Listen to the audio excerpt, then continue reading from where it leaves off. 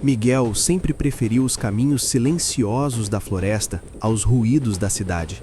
Fotógrafo de natureza há mais de 15 anos, ele conhecia cada trilha, cada cheiro de terra úmida e cada som distante que ecoava entre as árvores.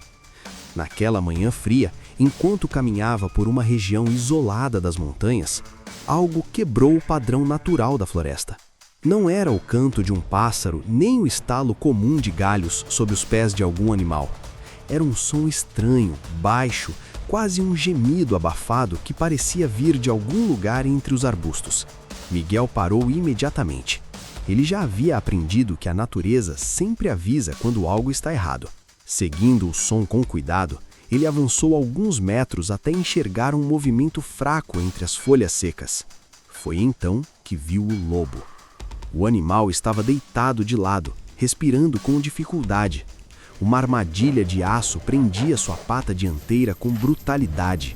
O metal havia cavado profundamente na carne e o pelo ao redor estava escuro de sangue seco.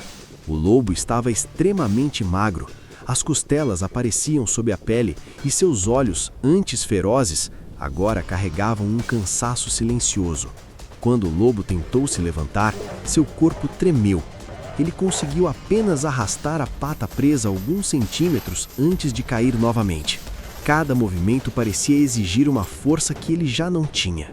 O vento frio atravessava a clareira enquanto o animal respirava de forma pesada. Seus flancos subiam e desciam lentamente, como se cada respiração fosse uma batalha. Era evidente que aquele sofrimento não havia começado naquele dia. Dias antes, talvez semanas, o lobo patrulhava seu território como sempre fizera. Caçava nas sombras da floresta e mantinha distância dos humanos. Mas naquela noite específica, atraído pelo cheiro de carne deixado por caçadores ilegais, ele avançou alguns passos a mais do que deveria.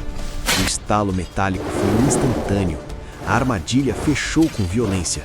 Nos primeiros momentos, ele lutou desesperadamente, puxando a pata, mordendo o metal, tentando se libertar.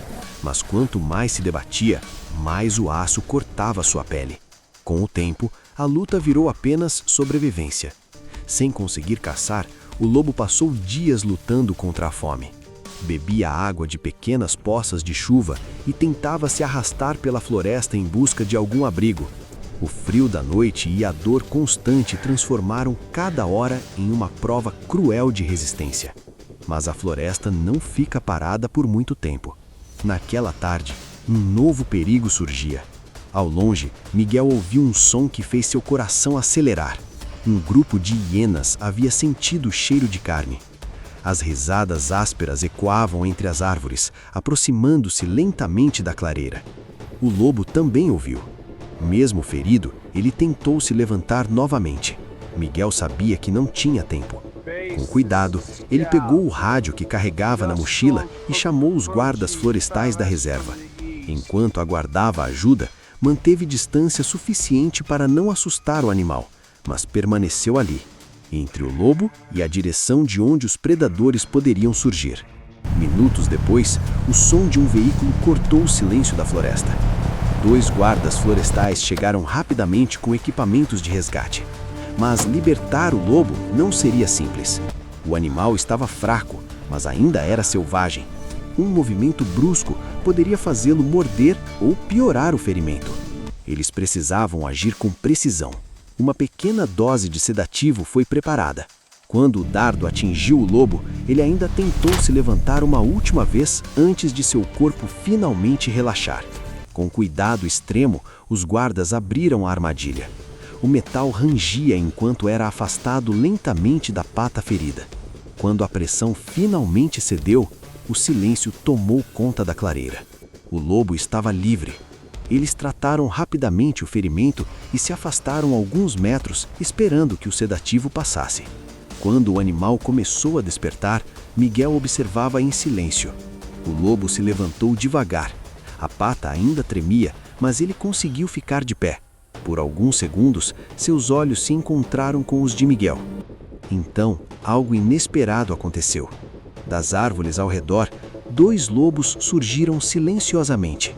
Eram membros da mesma matilha. Eles haviam voltado. O lobo ferido caminhou lentamente até eles e por um momento os três permaneceram juntos, encostando os focinhos como se confirmassem que ele ainda estava vivo. Sem olhar para trás, desapareceram entre as árvores. Miguel permaneceu parado na clareira vazia. Na natureza, a luta pela sobrevivência é implacável. Mas às vezes, entre dor, silêncio e perigo, ainda existe espaço para algo poderoso: a chance de voltar para casa.